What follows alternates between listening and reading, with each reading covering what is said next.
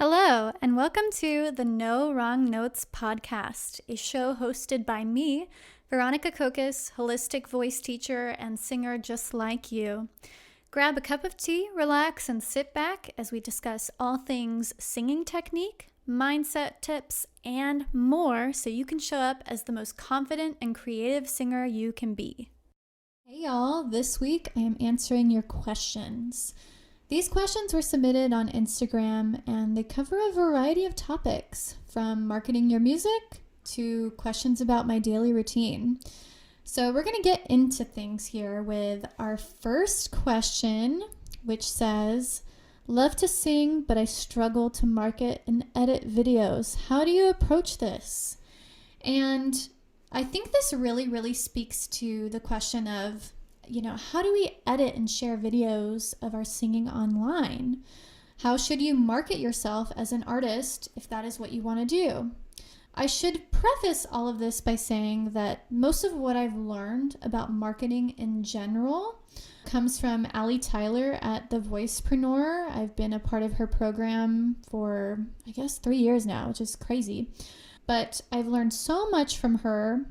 So if you're a voice teacher listening to this, be sure to go check her out. But even if you're not a voice teacher, you can hop on over to her page, because I do feel like her posts speak to things that kind of are common across a couple of different industries. I've also taken some courses on, I believe it's Udemy, some marketing courses on there. So I wanted to kind of share all of that to preface what I'm about to say, to really emphasize that I am not a marketing expert. I've learned from all of these other people. So if marketing your music, or marketing anything for that matter, is something that you're interested in, I highly recommend checking out courses and really learning from the experts in these fields. Now, if you are casually sharing videos of your singing, like you're not super gung-ho on marketing yourself in a really serious way, if you're just casually sharing your videos of your singing online, I think it can be really helpful to look at trends.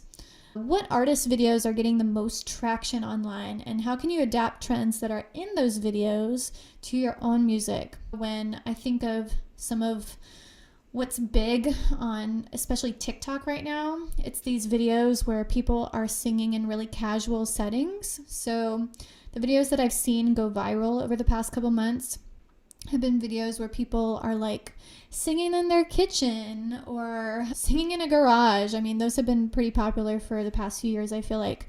But singing in these kind of non-traditional settings, outside of the practice room, outside of the rehearsal space. And so I think you could look at videos like that and sort of think about like, well, how can I adapt that for my own music? So you can follow those trends and kind of analyze those trends to see what you can do in adapting them to your music. Of course, you don't have to follow trends. I want to emphasize that too. You could really create your own sort of aesthetic. Another way to approach creating content and marketing your singing, or putting your singing videos out there, is to think of the content that you like most, even if it's not singing related. For example, when I am scrolling online, especially when I'm on my personal accounts, I really like videos that kind of fall under that aesthetic type content, where maybe someone takes a video of like nature, or like they're on a hike or something, and they take this video and then just put some text over it and maybe put a filter and put some music with it. And it's kind of like inspirational and very aesthetic. I really like that kind of content for some reason. I think it really like soothes me as I'm scrolling my feed. And so I've kind of adapted those trends at times for my own content, where I'll take a video of myself practicing and layer some text and some music and a filter on it, and that is my content. So I'm just using that as an example of like, here's a type of content that I like, and here's how I'm adapting it for my niche. And you can also think too, I've seen trends like get ready with me videos. That's another option where maybe you are sharing videos like that aren't necessarily singing related, or have content of your singing, but are you sharing parts of yourself as a person? Because I think that if you want to build a presence online as a singer, for example, people want to get to know you beyond your music too. I mean, if you think of even the singers that you follow online, or I think of the artists that I follow, for example, like I follow Noah Kahan, and I feel like, especially on stories, I feel like he's posting things like talking to his audience and kind of connecting with them on a personal level. So that's just an example, but thinking of those types of content too, where you're not just showing your music, but showing who you are as a person.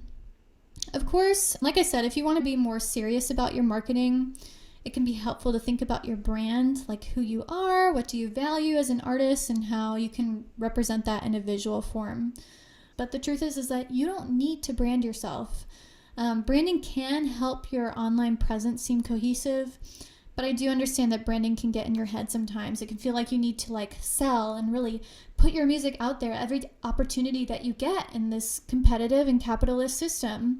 Lots of people do that and are successful at it. I mean, take Taylor Swift as an example. I mean, she's our capitalist queen with clear branding, but you do have an option to create your own path and decide for yourself what posts and stories feel authentic to you. And that's kind of where I'll wrap this question up and say that if it doesn't feel authentic and real to you, don't share it.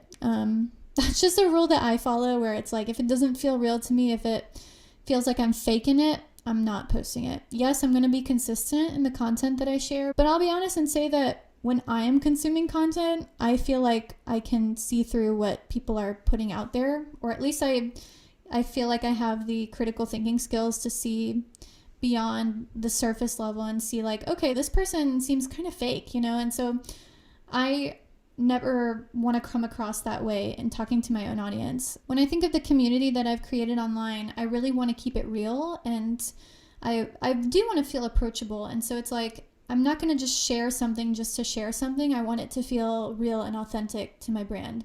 So that's just kind of where I'll wrap that question up. The second question we've got is, what does a typical day look like for you?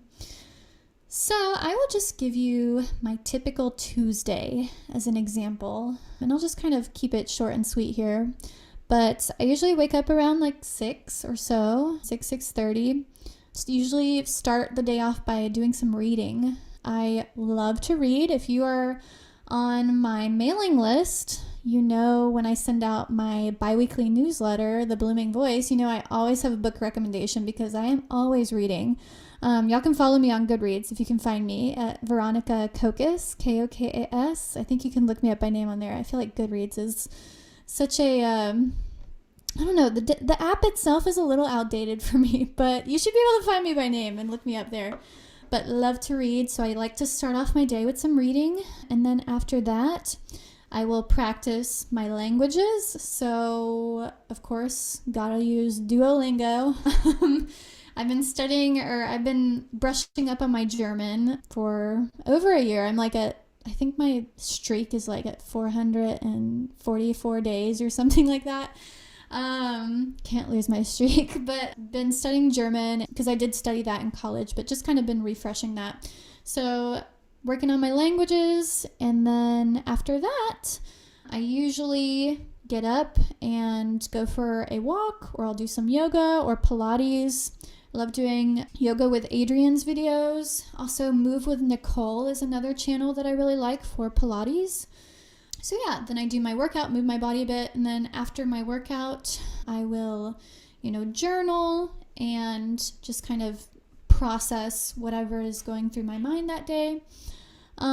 Then get ready for work, hop into work, and I would usually work from around 10 a.m. I warm up around 9:30 a.m., just doing my vocal warm-ups, working on my music, working on my songwriting, guitar, piano. I do like to shake it up day to day. So today I just kind of worked on some classical music, but tomorrow my plan is to warm up and then practice a bit of my piano, and then probably Wednesday and Thursday I'll practice guitar and work on my songwriting. So I like to mix it up day to day.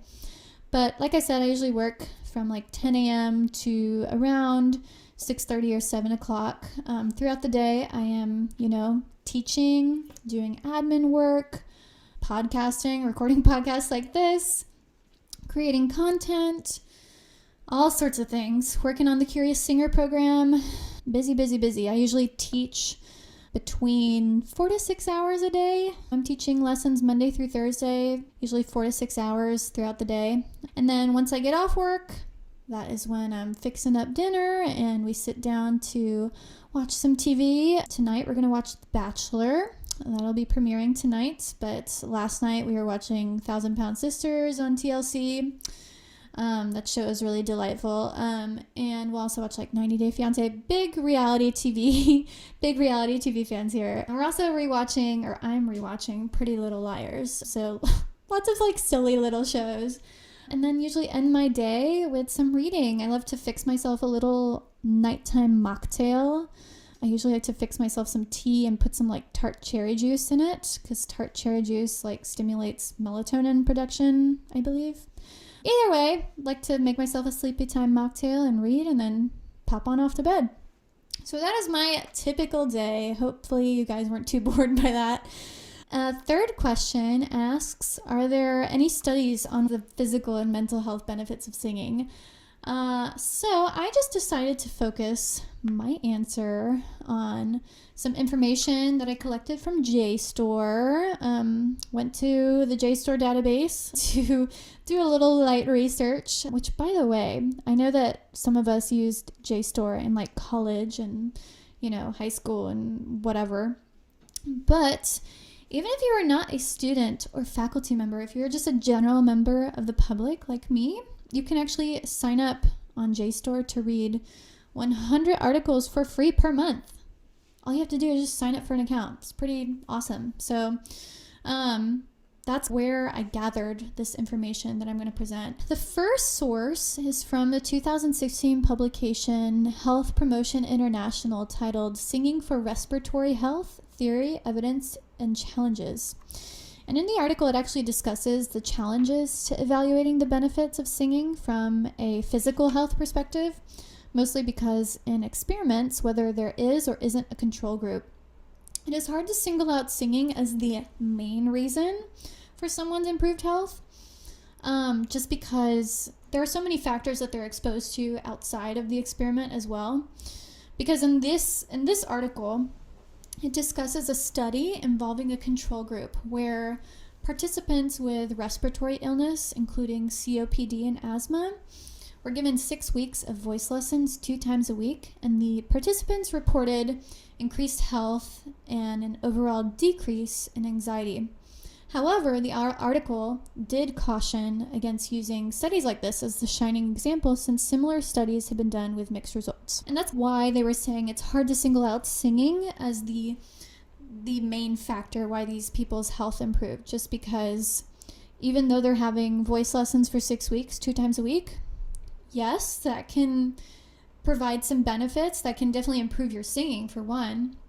But, these people are going about their lives, their regular daily lives, outside of those voice lessons too. And it's hard to say that singing is the only thing that led to those increased health benefits. However, other studies have been done studying the mental health benefits of singing to more consistent results. In a 2017 study published in Frontiers in Psychology, researchers found that cortisol levels of singers were lowered in low-stress situations like rehearsals, lessons, and things like that. So yes, there are studies that detail the health benefits of singing. I will say that a good portion of the research I found, especially when it came to the mental health benefits, a good portion of the research I found was done in group settings like singing in choir, where the health benefits of singing are multiplied. All right, you guys, that wraps up the questions that I received this week. I don't want this episode to be too long. I like to keep these episodes somewhat on the shorter side, just getting things in and out here. I loved answering these questions and would really love to hear more of what's on your mind. You can always DM me your questions. They may appear in a future episode. So whatever's on your mind, these are anonymous, and I'd love to hear what you're thinking about. If you like this episode, don't forget to leave a review on your listening platform of choice. And if you're looking for more singing content, be sure to follow me on Instagram and TikTok. Those handles are linked in the show description. Until next time, happy singing, y'all.